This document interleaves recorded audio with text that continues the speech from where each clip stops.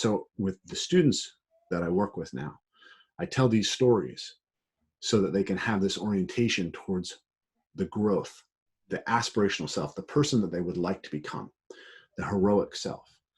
And they can recognize that part of that is intentionally going out and confronting things and intentionally finding positive struggle, because it's through that struggle that we grow. It's through that struggle that we find the flow state. It's through that struggle that we become the person that we would like to become. But also I wanted to give them that other idea that not only do they have to overcome themselves, they have to also be able to look at the world around them and say, what is holding me back? What is holding society back? And how do I become the person who can also confront that? And these two aspects of the heroic individual, I think, are incredibly important. And I think the stories give us a way to tap into them that's way more powerful than just describing them explicitly.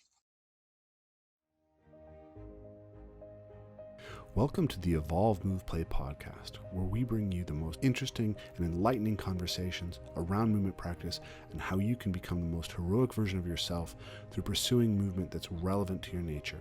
This is a podcast that's going to feature some of the top movers in the world, some of the most amazing movement thinkers, and people from fields that are related to movement as far afield as evolutionary theory, strength and conditioning, and everything in between. So if you're interested in movement, please stick around. And if you like our work and want to support it, please consider supporting us on Patreon, because this podcast is completely listener supported. We don't want to take any advertising. We don't want to interrupt your experience of watching the show. So what really helps us get the best thinkers on, have the time to put these together, have the best quality for you guys as far as audio and video, is your support. So please consider supporting us and enjoy the rest of the show. Hey guys, welcome back to the Evolve, Move, Play podcast. So today we're going to be sharing our interpretation of a couple of archetypal stories that we shared in our last podcast. That's called The Two Aspects of the Heroic Journey. You can check it out here. So what we did at Return to the Source this year was we shared these two stories, and then we gave the audience, the students, a chance to think about them and share their interpretations with them before we shared ours. And that's important to us because one of the key ideas about stories and why they're so powerful and important is that there's no absolutely canonical, explicit way of explaining them. They have many different ways of being seen. And because of that depth, they have a power to inform us over and over again. So one of the big stories in my own background is that I was deeply influenced by heroic literature as a child, and that, really helped me overcome a lot of disabilities, learning disabilities. And so I've read The Lord of the Rings now 13 times. And as I come back to it, at 37 years old, I have a very different experience of the story, and what it means to me is very different. So it's really important that as I go through our interpretation of it, you understand that this is just a set of ideas that you can play with. And you might get something out of it. So I think this is a powerful interpretation. I think that this captures some very important pieces around it, but it is also not the complete truth, and it's not necessarily the truth that will be most meaningful to you. So in any event, why are we talking about this, right? You could say, why do I, as a movement teacher, share old heroic stories, old fairy tales, folk tales in our workshops? And that's an interesting question. So the way that I see it is that essentially movement practice is a type of hero's journey. It is an intentional effort to step out into the world and confront something that helps you grow. And I think that really is fundamentally something that calls us into the hero's journey. And this is something that has been influenced deeply by Jordan Peterson. Some of you guys in the audience may have negative associations with Jordan Peterson due to his politics. I'm not going to go into that. I think his work on mythology, his work on the way we understand meaning is incredibly powerful. I invite people to take a look at that and try to set it aside from his politics. But we're going to be explaining our perspective and how it was influenced by Jordan Peterson as we go into this. So essentially, the basic story here is that when we take up a physical practice, there's something that we're looking for. There's something about the world that we're currently living in that's not satisfying. The person that we are embodying, the person that we are playing out in our lives is not what we want to be. And we see within our practice the chance to overcome ourselves and to become something more. And in a very broad scale way, this is essentially what is at the heart of heroic mythology. It is the story of how we confront the things that limit us and prevent us from becoming the person that we would like to become. And we think that these stories are really powerful in giving us a narrative and an architecture to aim towards that gives our lives more meaning and gives our practice more meaning. So I want to tell you guys a little bit about how I came to this perspective and how it became very meaningful to me. So as I said, in my childhood, I had learning disabilities and I had to be taken out of school. And a mentor came into my life and he did a couple things with me. Let's say there's 3 big things he did with me that gave me the power to overcome my learning disabilities. He cut down my schoolwork to 2 hours a day, which was great for a kid with ADHD. And he let me spend a lot of time just running around in the woods. And so obviously nature has been a huge key to my work, and that time spent in nature was very healing to me. 2, he roughhoused with me a lot. He let me wrestle with him basically as much as I wanted every day. And that was very, very powerful and healing for me. And we've talked about that in articles, and you can check that out on our website. But the last thing he did was he read The Lord of the Rings to me. And I was so engaged by that story that it gave me the motivation to overcome my reading disability so that I could read it to myself. So I got to the point where I was able to read the chapters myself. And then I went to the point where I was reading actually the Iliad and the Odyssey and the Last of the 12 Caesars. I think the Lives of the 12 Caesars was probably in 5th grade. So at the end of 3rd grade, I tested as illiterate. I tested as essentially having made no progress through my 4 years of school. But by the end of 4th grade, I was reading college level textbooks, or college level texts, as in the Iliad and the Odyssey. So these stories had this immense impact on me. And my first ambition was to kind of be a fantasy novelist. When I realized that there weren't any dragons out there to slay in life, I wanted to be a fantasy novelist. And from epic literature, I went into anthropology and history and, really studied a lot. By the time I went to community college when I was 16, I'd read something like 30 different ethnographic monographs and all of the anthropological literature that was available in my local library. Lots of stuff about the Celts and lots of Norse, Greek mythology and Roman history and Greek history. I'd read a ton of that by the time I was 16 because it was very interesting to me. But then there was this other aspect of my life, which was at 15, I became really interested in athletics and I started training gymnastics. I started training Brazilian Jiu-Jitsu and Muay Thai. And I'd been training martial arts off and on since I was 6 years old, but I got really into it again when I was 15. And I started playing basketball and I got into strength conditioning and wanted to increase my vertical and kind of was taking that path. Eventually, I started teaching gymnastics. And when I was a gymnastics teacher, I was exposed to parkour. And for me, parkour, I would say it called out that idea of the heroic journey. It was like I had this disillusionment that there were no dragons out there in the world to slay.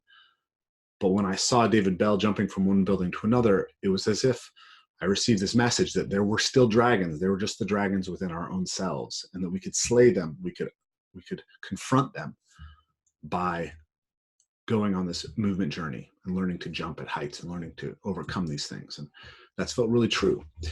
And I was incredibly engaged with my parkour practice for many years, but it was like the philosophy and the story of what parkour was about was incomplete. And there was something that I was searching for that wasn't there. And I started kind of adopting the mindset of elite athletics, of professional athletes, as a kind of way to structure my training and to give me a goal to aim at. So I helped create some of the first parkour competitions in North America, and I trained to be able to participate in these competitions. And I had a few things happen. I had a bunch of injuries, but I really lost motivation to try to compete. And I set all these goals, specific, measurable, actionable, realistic, and time-sensitive goals, SMART goals, as they were called. And I found that they didn't motivate me to practice. There was something that was missing. And at the same time, I had fallen kind of out of love with training primarily in the city and really fallen in love with training in nature. The problem was that there were no natural parkour competitions. So I wanted to be training in nature, but I also wanted to be succeeding. I had this narrative that I needed to succeed as a competitive parkour athlete. But eventually I let go of it and I just focused on nature, and I was incredibly happy, and I made immense amounts of progress through training primarily in nature, and it was great for a while. But at some point I started to recognize that I still needed something to be aimed at, and I still hadn't articulated what it was. And I was writing about this and I was thinking about this, and I remember I wrote something called the self-worth esteeming right before I encountered Jordan Peterson. And it really has a lot of the same ideas. You can check out that video as well. We'll link it. But I was seeking this, and I started noticing that when I was teaching, that the stories that I told that were about my own life had this profound impact on my students, much more so than when I quoted studies at them, or broke down the anatomy and the physiology of why people responded to exercise in a given way. The thing that always seemed to move my students the most was a story. So I started getting really interested in this idea of narratives, and how narratives really move us, and how they provide the structure that allows us to align ourselves with who we would like to become.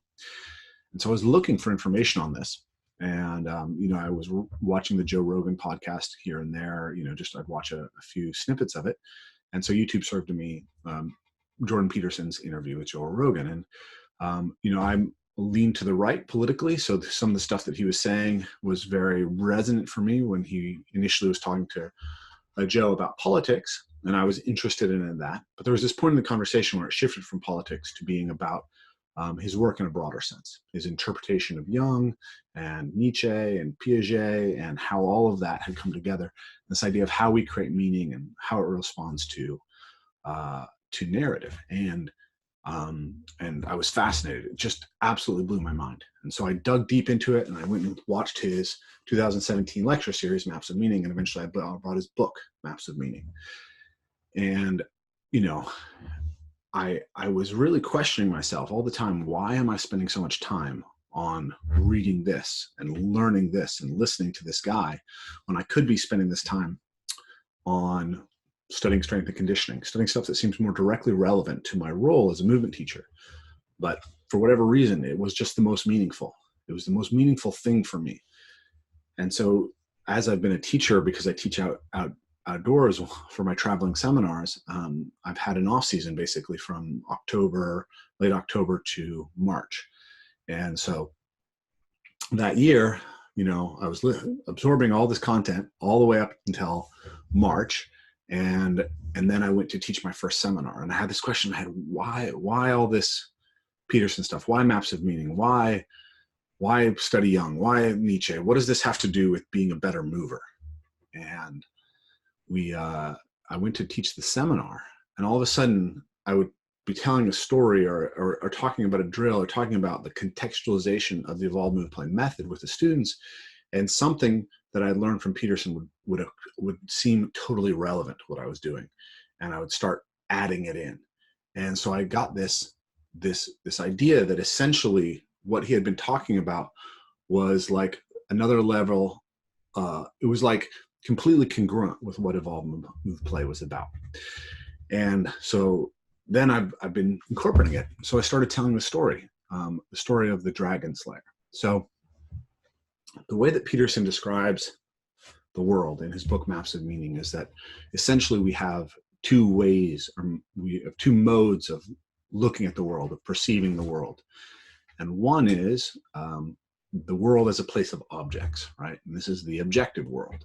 This is what allows us to engage in science. This is how we apply empiricism, and it's incredibly important, and it's given us all this technological power.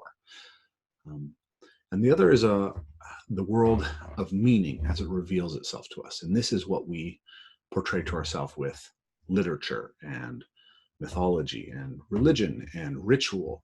And and we've lost some access to this because the power of the objective view of the world has sort of blinded us to what we're missing from the world as it reveals us to ourselves from a perspective of meaning. And what Peterson then does is he goes and he looks at the work of Jung, the work of Northrop Frye, the work of Mircea Eliade, and he draws this basic archetypal structure. There is a world, and he also sees this as deeply interconnected to the neurobiology described by Alexander Luria's students. I can't remember the names off the top of my head, but I'll put them in the description of this video. But Elkone Goldberg was the one who recognized that we have this basic orienting instinct in the brain. And so what it looks like from this perspective is that the most fundamental bifurcation in our experience of the world and our perception of the world is the difference between the world that we expect and that we understand, and the world that is anomalous to us, or that is that has novelty to us. So Peterson describes these as the world of order and the world of chaos. So you can imagine that as you go through your life, right, when you are going through a routine that you've developed and you've done many times, that this is essentially easy and comfortable and really unremarkable, right?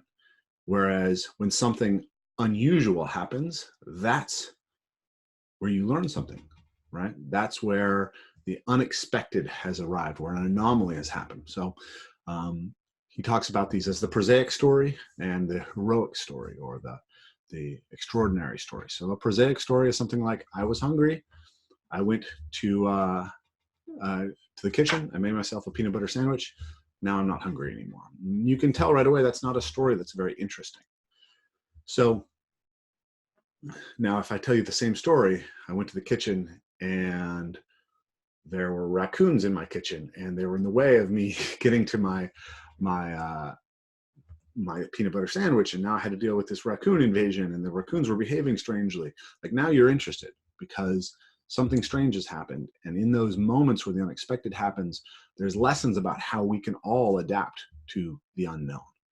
And this is represented mythologically, according to Peterson, in and not just Peterson. This is a widely accepted idea within folklore stories. There's this idea of the chaos the conflict with chaos. So we have this this story that occurs almost everywhere, which is this idea of some kind of monstrous, chaotic element coming into our lives. And then the hero is the person who voluntarily confronts that monstrous entity, right? And the idea is that in life, we always face the reality that that problems are going to occur, and that even catastrophes are going to occur. And if we avoid them, if we ignore them, they get worse. But if we proactively confront them, we become stronger and more capable of dealing with the problems that are eventually and necessarily going to come into our lives. And so this is described in the Dragon Slayer archetype, right? So when I tell the story of St. George and the dragon, you have George and also the princess who confront the dragon, and they see in the dragon, the dragon represents that chaotic potential. They represent a predator. The dragon represents the predator, and predators, of course, are like the most important anomaly to pay attention to in your environment. If you're going through your day and all of a sudden a bear is in your peripheral vision, you better pay attention and you better know what to do. And this is the idea.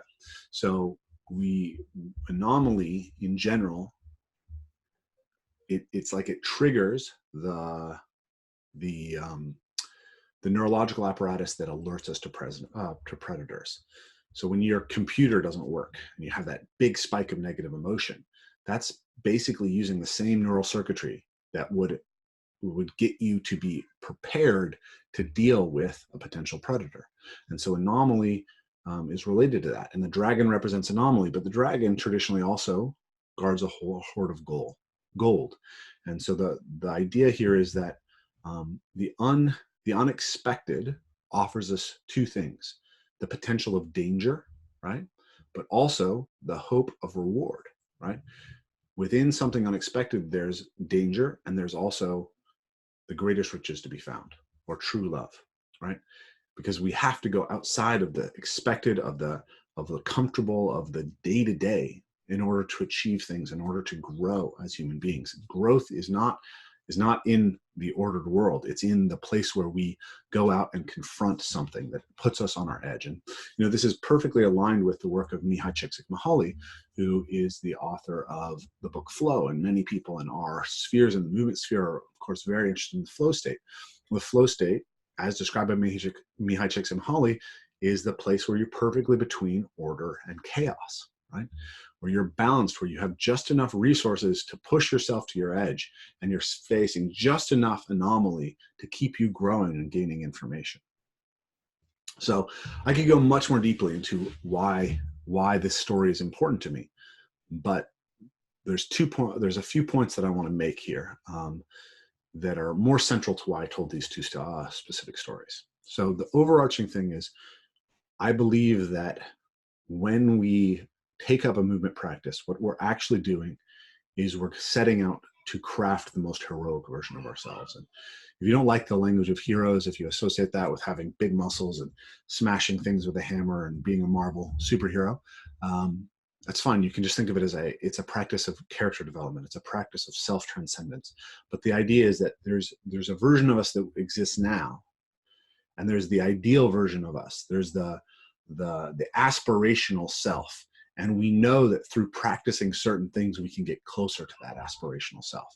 And fundamentally, I think all of the things that we practice, whether it's meditation, whether it's crafting, whether it's cooking, they all share this underlying thing that they help you move towards the person that you would like to be. Peterson describes the fundamental story as you exist in the unbearable present, right? Something in this moment is not sufficient, the insufficient present. And you're trying to get to the ideal future. And a story that's interesting is one where there's some sort of obstacle barrier that prevents you from getting there, because that's what allows you to grow on your path, right? So what we do in parkour is we intentionally go out and find those obstacles. Same thing in martial arts, same thing in many of these other sports, and that's why they all come together within involvement play. But parkour in particular, to me, seems like a physical representation of this dragon quest, right? We're going out to find our dragons in the environment, in the form of gaps between buildings, in the form of giant vaults, in the form of anything that puts us on our edge and physically scares us. And of course, snowboarder, a skier, a surfer, they're facing very similar things. When you go down a giant wave for the first time, that's that confrontation with chaos. You don't know exactly what will happen. You have to stretch yourself. And then you get to enter the flow state, and then you get to grow as a human being, and you get to craft the character that you want to be, and you get to become a little bit closer to that aspirational self. That's why I told this tale of a dragon slayer. Now, there are many versions of this story, and it exists in cultures all over the world. Dragons themselves, winged animals with claws and snake-like and breathing fire, are not culturally universal necessarily. But that idea of the chaos the confrontation with chaos, that's universal. And it's very often the thing that we are facing is represented as a snake, or a snake-like being, a supernatural snake, a snake with wings, a snake with claws, a combination of snake-like and crocodile-like characteristics. And interestingly, this is a little bit of a tangent, but I think it's interesting. Lynn Isbell has done some really beautiful research showing that probably snakes were a primary predator of primates through the vast majority of our evolution. So in our minds, in some sense, the predator is a snake-like animal. But in any event, we have this representation of challenge as the predator, and of the predator and the challenge as guarding the capacity for growth, right, represented by the gold. And that's why we tell these stories. But I told the St. George and the Dragon story specifically because it has two heroes. It has a masculine hero and a feminine hero. And I'm careful to say masculine and feminine here, not male and female, because I think that the heroic capacities that are expressed in the character of George, and the heroic capacities that are expressed in the character of the princess, are present in both males and females. But they're represented in our stories as masculine and feminine. I think perhaps those energies are dominant, more so in one than the other. But George confronts the dragon and he attacks it with his lance. He pierces it, he fights it, right? He wounds the dragon. You know, he aims to destroy the dragon, and eventually he does. He cuts the dragon's head off. The princess, on the other hand, she throws her girdle at the dragon. You know, girdle's not a terrible weapon, but somehow she tames the dragon. And so I started to think about this. Maybe I'll tell you guys another backstory here because I think this is important. So Peterson, who I greatly admire, I also don't agree with everything. And I think in some ways he's articulated the masculine much better than the feminine. And I was trying to understand this. And so, you know, Peterson has said that the feminine equivalent of the dragon slayer is Beauty and the Beast. And that, you know, essentially the equivalent of a dragon for women is represented by the dominant male that they have to bring into their life and tame. And I told this story of Beauty and the Beast to my students one year at Return to the Source. And the girls in the class just shot me down. They did not associate, they did not feel attracted to that archetype at all. And I thought there was some truth there, but I also had to respect what they had to say. And I thought about it all night. It was quite confronting for me to have this experience. But what I realized was that that when we experience the chaotic, the anomalous, the unordered, there's two potentials that we have. One is sometimes that thing is just a predator and needs to be destroyed. But sometimes it has the capacity to be brought into order. And when we can bring it into order, that's incredibly powerful, right? And so there's the confrontation with the dragon, where the dragon is pierced by the lance and destroyed. And then there's the confrontation with the dragon, where the dragon is encircled and held until it releases its toxicity and becomes tame. And I think about this like, you know, I'm a father, I have small children. Small children can be total chaos monkeys. And your reaction to that chaos has to be to give them a boundary, but to give them love within that boundary. And through that, they come into order and they can grow. And that's a powerful, powerful element of the heroic journey. And so it seemed to me after that experience that there were two poles to this heroic confrontation with chaos. There was the destruction pole and the holding pole, I guess, right? It's almost like surrender. You have to surrender, but you have to hold yourself at the same time. You have to hold the strength within yourself and the strength to hold the space for the chaotic thing, whatever it is, you know, taming a wild horse, taming the beast. But when you phrase it as only the Beauty and the Beast, the problem is that you make women orbit around men, right? The story is still about a man. When you recognize that power is represented far beyond just the male and female dynamic, you see something much more powerful in it. And what was interesting is as I recognized that aspect of the feminine part of the heroic archetype, I saw it in myself, right? I'm not a particularly feminine guy. I've never, you know, I used to joke that I didn't have a feminine side.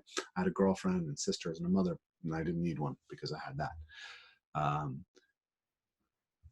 But I had this interesting experience, which is when I do a jump way up high where I might die, right? You know, I might be 30 feet up in a tree and jump from one limb to another.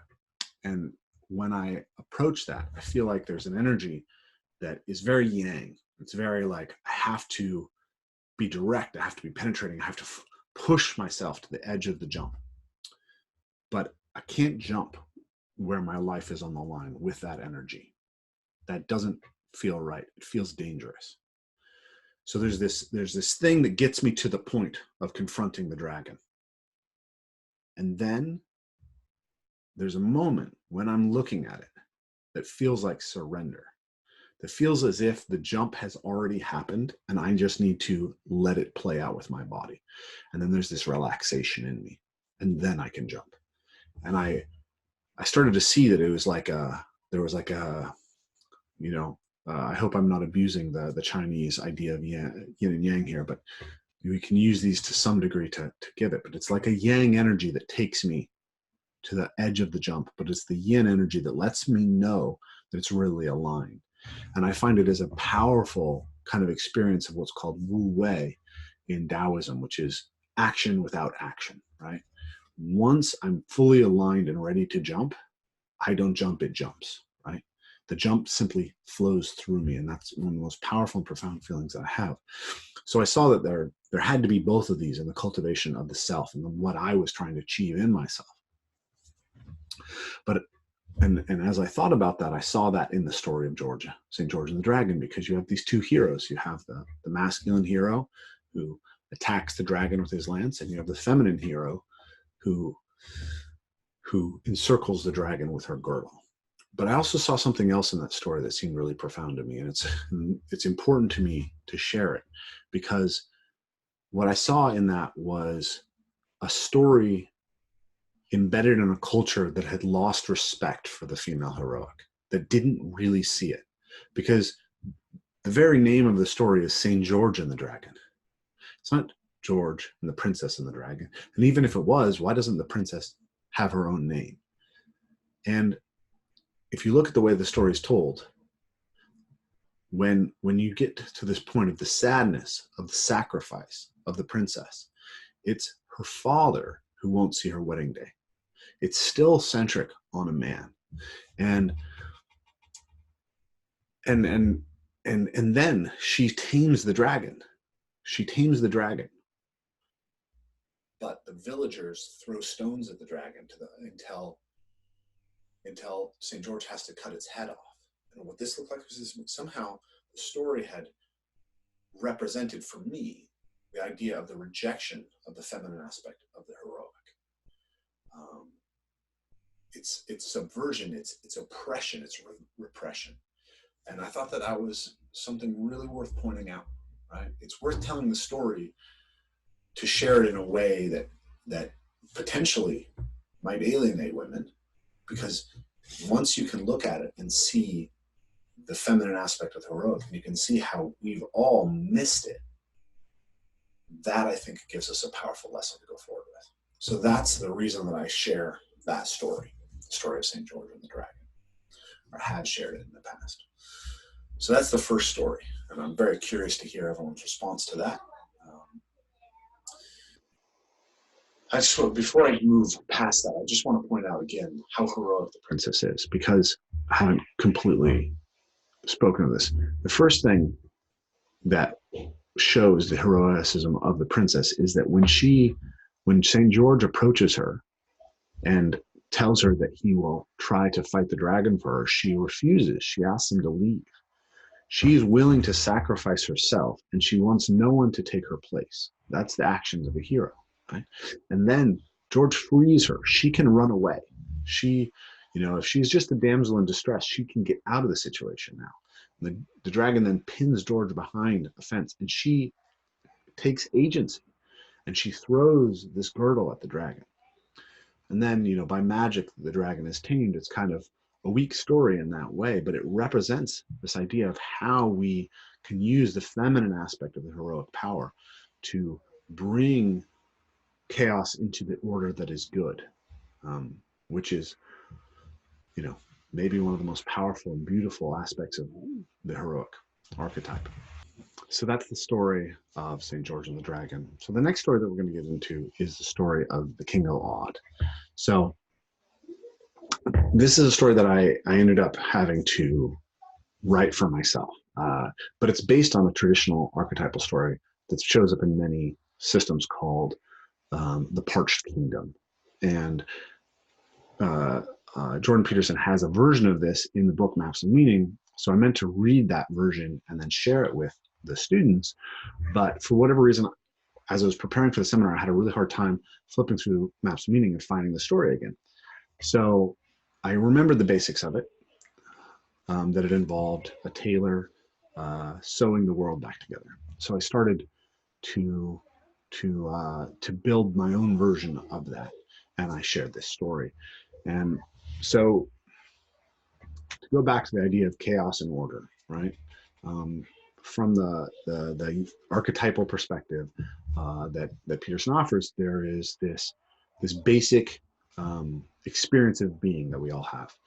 We have order, the world where what we do results in what we expect, and we have chaos where anomalous things happen.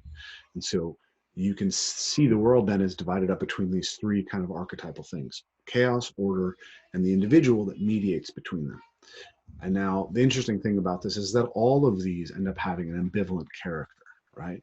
There is the aspect of chaos that is dangerous, right? And that is the dragon. But there's also the aspect of chaos that is promising, and that's the gold, right? He also argues that nature is often portrayed as chaos, and we can really see this. Nature is beyond us, right? It's beyond our scope, and it is both the beautiful beneficence that gives us life and gives us being.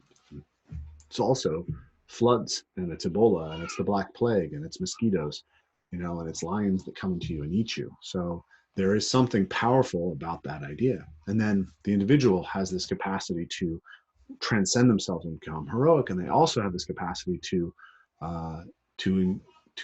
engage in self-deception and to set themselves against being and to choose evil. And then there's order, and order is both the cultural container that allows you to grow into an individual. It's also the thing that oppresses you and prevents you from expressing all of yourself. And so there's this idea that we need order to hold back the chaos of the world, but we also need chaos to come into order to prevent it from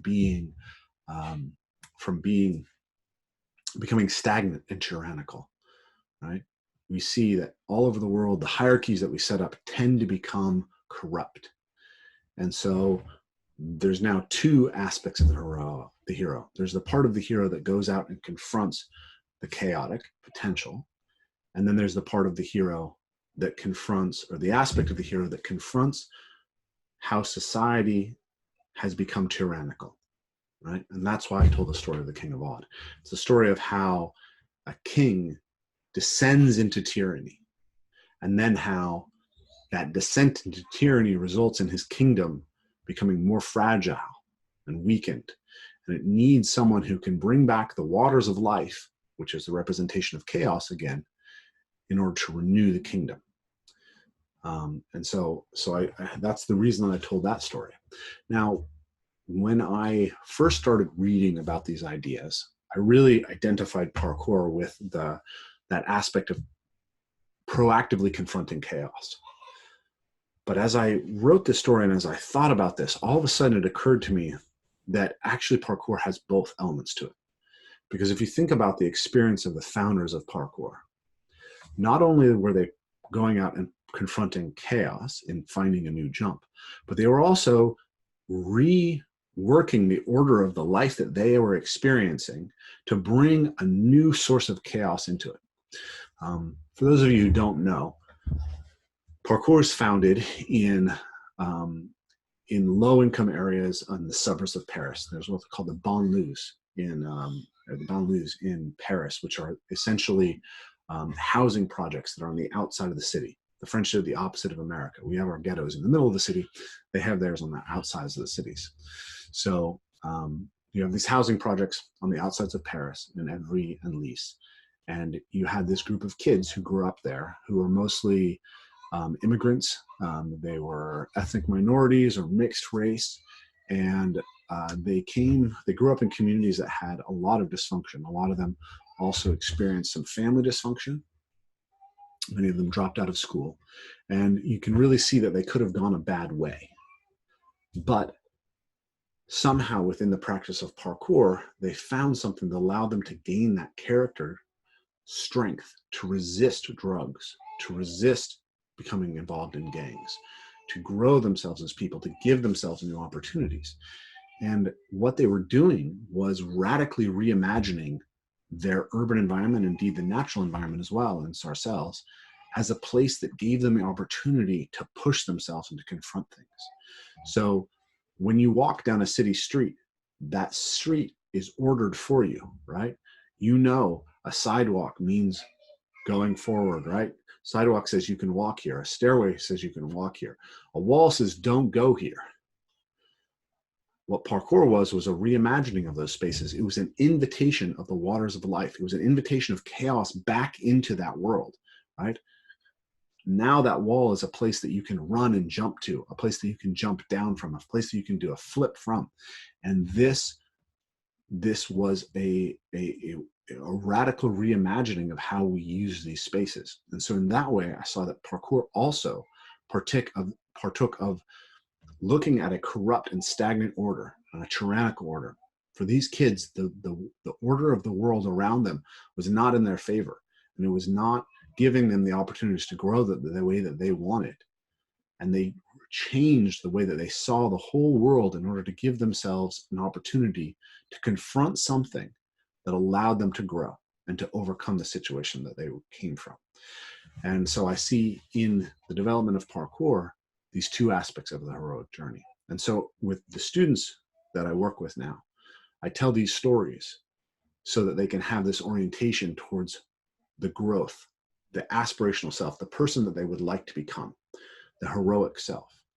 And they can recognize that part of that is intentionally going out and confronting things and intentionally finding positive struggle, because it's through that struggle that we grow. It's through that struggle that we find the flow state. It's through that struggle that we become the person that we would like to become.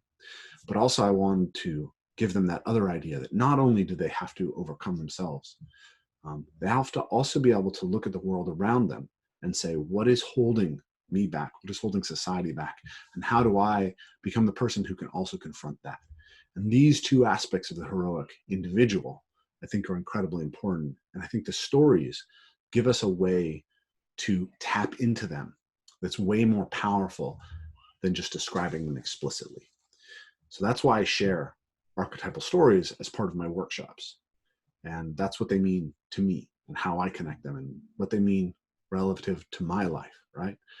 I had ADHD, I had dyslexia, I was in a system that wasn't going to work for me.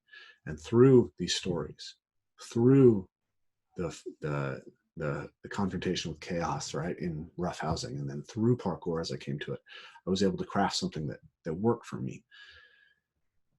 And I see that every time that I go out, right, I'm trying to find something that is like an anomaly. It's like that opportunity, that's something that's unexpected, something that is more than I've done before, a new way of seeing the space, a new way of challenging myself. And every time that I can see that new thing, and every time that I can confront it and overcome it, the person that I become on the other side is somehow closer to the person that I would aspire to be. And ultimately, I think that is what motivates movement practice. And so I went from looking at the world sort of implicitly from this perspective, I think, as I came into parkour, to adopting a very explicit and sport-focused goal that really didn't serve me. And then I released my goals, and I found growth there through just play, but it became stagnant. I started getting injured. It wasn't really taking me where I needed to go. And then I found this idea of the heroic self, of practice as a means to become the person that you would like to become. And that has fueled these incredible changes in my practice, in the way that I've interacted with my students, in my own growth from a psycho-emotional perspective, in my relationship with my wife and my kids. And so that's why I place so much emphasis on these narratives and our understanding of them. And that's why I tell these stories. So I hope you guys enjoyed this. Please give me your comments on what these stories meant to you, how this all makes sense. And we'll talk to you guys again soon. Thanks. Thanks for listening to the Evolve, Move, Play podcast. If you want to support what we're doing, make sure to like, share, subscribe, and hit that notifications button so you know what's coming up. And of course, the biggest support you can give is to become a Patreon supporter. This is what's going to allow us to grow this platform more than anything else. So this is entirely listener supported, and we really appreciate your support. And we look forward to talking to you again soon.